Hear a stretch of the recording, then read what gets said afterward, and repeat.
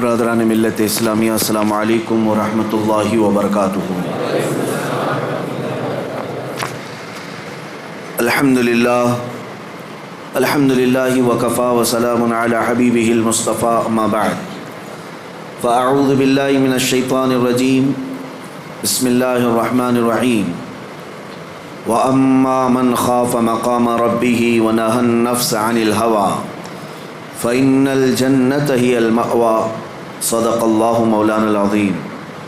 بارگاہ رسالت معاذ صلی اللہ علیہ وسلم میں درود پاک کا ہدیہ پیش کریں۔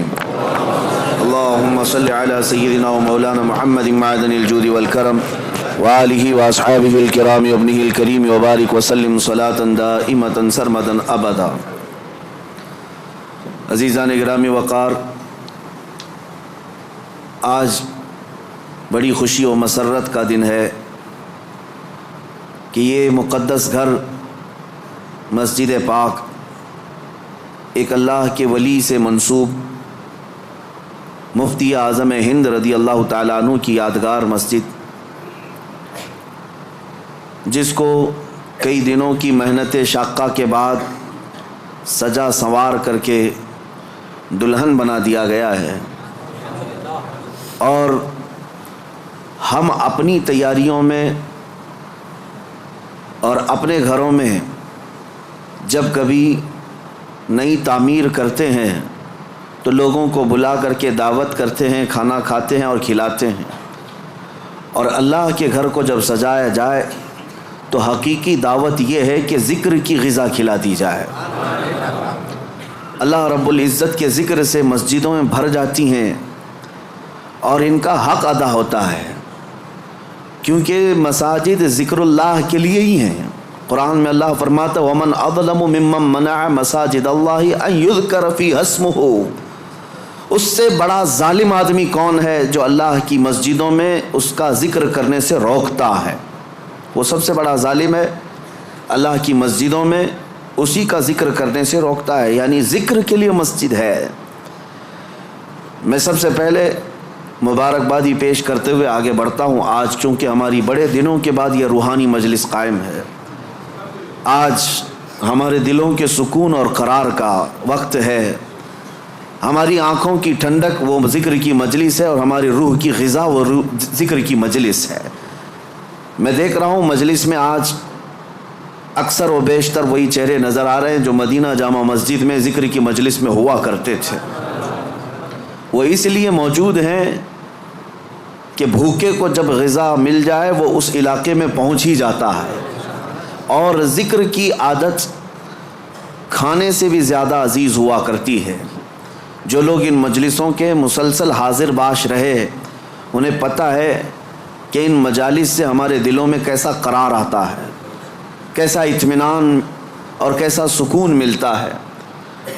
آج کی اس مسجد پاک کو، یقیناً مسجدیں نماز سے آباد ہوتی ہیں، کسی نماز کی امامت کے بعد یہ مسجد کی دوبارہ یعنی تعمیر نو کے بعد مزین کرنے کے بعد افتتاح ہو جاتی، لیکن میں شکر گزار ہوں اہل محلہ کا اور ذمہ داران مسجد کا کہ سجا کر کے انہوں نے 4 چاند لگا دیے ذکر کی مجلس کا قیام کر کے، اور اللہ کریم اس مجلس کو سدا قائم رکھے۔ میرے عزیزو، میں نے قرآن عظیم کی ایک آیت تلاوت کی جو ہمارے ذکر کی مجالس میں خاص درس ہوا کرتا تھا، جلسوں میں بیان ہوتا ہے اور بھی دیگر جگہ پر تقریریں ہوتی ہیں، لیکن مجھے اندازہ ہے ذکر کی مجلس میں جو روحانیت ہوتی ہے وہ دلوں کے اندر اترتی ہے، اور ایک ایسا سما ہوتا ہے جس میں ہزاروں لوگ اپنے گزشتہ زندگیوں کی خرابیوں سے توبہ ضرور کر لیتے ہیں۔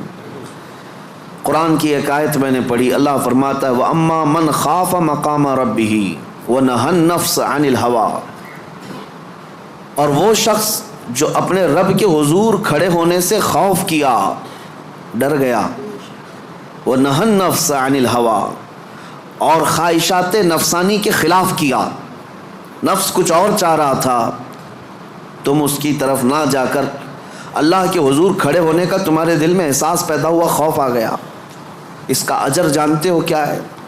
قرآن کہتا ہے فَإِنَّ الْجَنَّةَ هِيَ الْمَأْوَىٰ، تو ایسے آدمی کا ٹھکانہ تو جنت ہی ہے، اس کا ٹھکانہ سیدھے جنت ہے۔ خواہشات نفسانیہ یہ ہر ایک کو دی گئی ہیں، یہ انسان کے ساتھ ساتھ چل رہی ہیں، اسی سے جنگ ہماری پوری کنٹینیو موت تک چلتی رہتی ہے۔ دنیا میں دوست بھی بنتے ہیں، دشمن بھی بنتے ہیں، دوست چھوٹ سکتے ہیں اور دشمن ختم بھی ہو سکتے ہیں، لیکن تمہارا نفس تمہاری موت تک ساتھ رہتا ہے، ہر گھڑی ساتھ رہتا ہے۔ وہ نفس ہمارے ساتھ ہے جس نے شیطان کو بھی گمراہ کیا۔ آپ سوچ سکتے ہیں ہر برے کام میں ہم یہ کہتے ہیں کہ شیطان نے بہکا دیا، شیطان نے بہکا دیا، یہی کہتے ہیں۔ نماز نہیں پڑھے شیطان ورغلایا، بہکایا، صبح نماز میں نہیں آئے شیطان سلا دیا۔ مجھے یہ بتاؤ آدم علیہ السلام کو سجدہ کرنے سے جو شیطان نے انکار کیا اس کو کس نے منع کیا؟ ساری دنیا کو شیطان بہکاتا ہے تو شیطان کو کون بہکایا؟ تو محدثین فرماتے ہیں یہ نفس امارہ ہے جو ہر ایک کے ساتھ ہے، یہ شیطان کو بھی ہرا سکتا ہے، وہ شیطان کو بھی شکست دیتا ہے، وہ سب کے ساتھ ہے، وہ سب کے ساتھ ہے۔ اس نفس کو، اس خواہشات کو اگر کوئی چیز دنیا میں کنٹرول کر سکتی ہے تو صرف ذکر اللہ ہے، اللہ کا ذکر اسے قابو میں رکھ سکتا ہے۔ باقی اس قدر خطرناک ہے خواہشات نفسانیہ کہ بعض لوگ یہ سمجھتے ہیں کہ جوانی ختم ہونے کے بعد بڑھاپے میں کوئی خواہش نہیں ہوتی، بلکہ بہت سارے بوڑھوں کو زنا کرتے ہوئے دیکھا گیا۔ اور میرے آقا صلی اللہ علیہ وسلم فرماتے ہیں روئے زمین کے سب سے بدترین لوگ ہوں گے وہ جن کی طرف قیامت کے دن اللہ نظر بھی نہیں فرمائے گا۔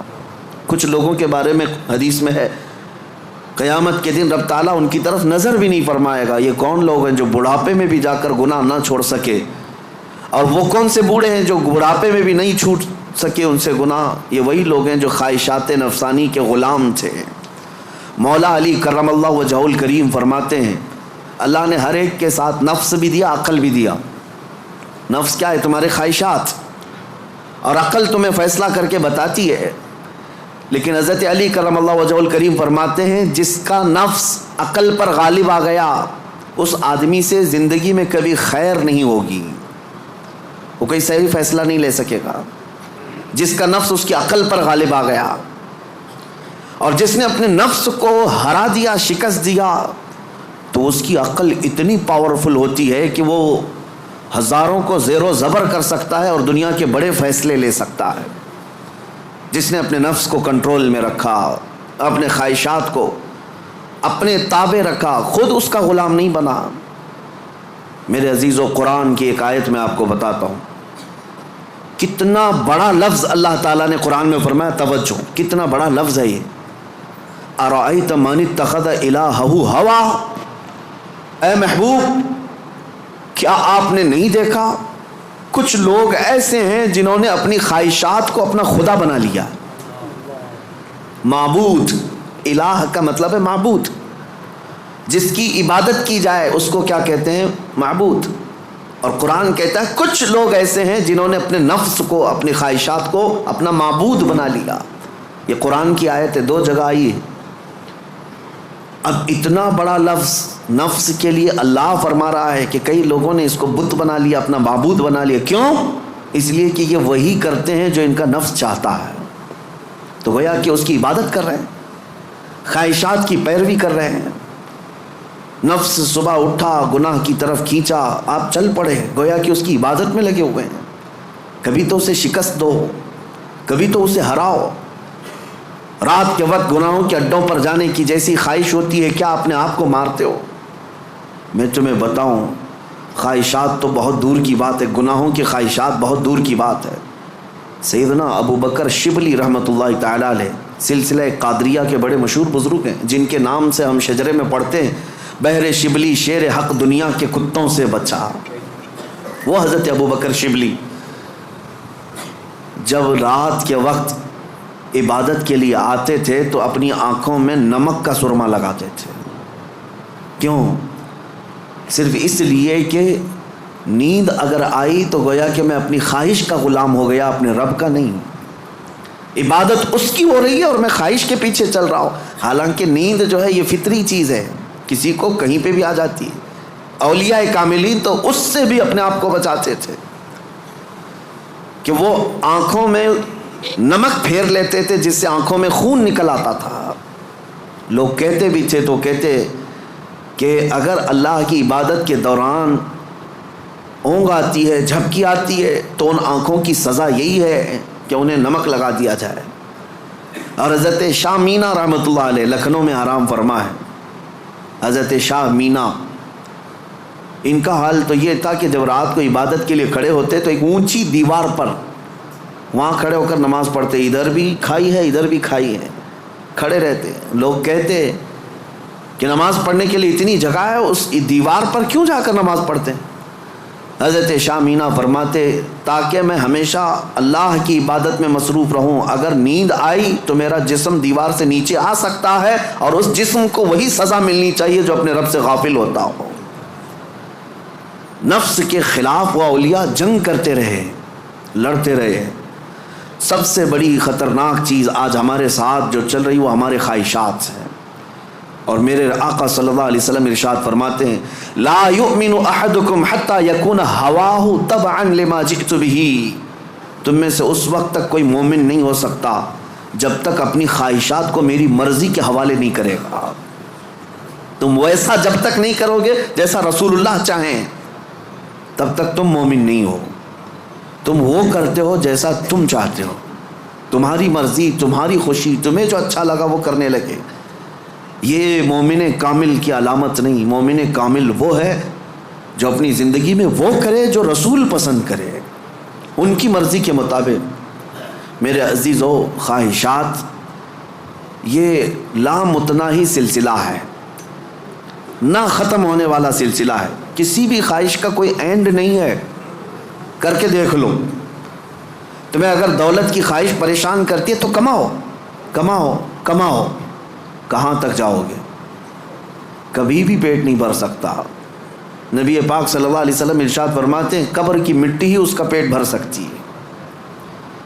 کسی بھی خواہش کا اینڈ نہیں ہے دنیا میں. جو خواہشات ہیں, مال کی خواہش, میں یہ نہیں کہہ رہا کہ کسی کو مال کمانا ہی نہیں چاہیے. ارے میاں, زندگی گزارنے کے لیے ہر ایک کو کمانا ہے, ہر ایک کو کمانا ہے. لیکن میں جس چیز کی مذمت کر رہا ہوں, غلام بن کر کے پیچھے بھاگنا. جیسے فارسی میں کہا گیا ہے خوردن برائے زندگی اس نہ کہ زندگی برائے خوردن. کھانا جو ہے تمہاری زندگی کے لیے ہے, پوری زندگی کھانے کے لیے نہیں ہے. فرق دونوں میں سمجھ رہے آپ؟ مال تمہاری زندگی گزارنے کے لیے ضروری ہے لیکن پوری زندگی مال کے لیے نہیں ہے. لیکن خواہشات کبھی ختم نہیں ہوتی. شہوت کی خواہشات, نفس جیسے جنسی عمل کے ذریعے سے اپنے جسم کو سکون پہنچانے کی کوشش کرتا ہے, وہ خواہشات بھی کبھی ختم نہیں ہوتی, کبھی ختم نہیں ہوتی.